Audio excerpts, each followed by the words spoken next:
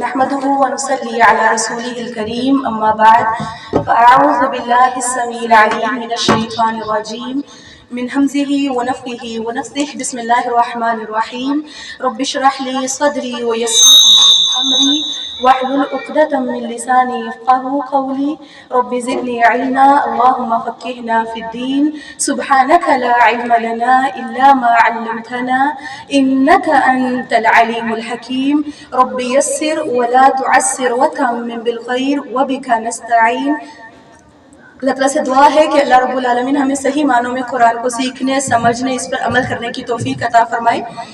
بسم اللہ الرحمن الرحیم الم تر کیف فعل ربک باصحاب الفیل، کہ آپ نے دیکھا نہیں کہ آپ کے رب نے ہاتھی والوں سے کیا برتاؤ کیا تھا۔ ابرہہ کعبہ کو ڈھانے کے لیے ہاتھیوں کا لشکر لے کر آیا، اللہ تعالیٰ نے فرمایا کہ اس نے ان کی تدبیر کو بیکار نہیں بنایا اور ان پر پرندوں کے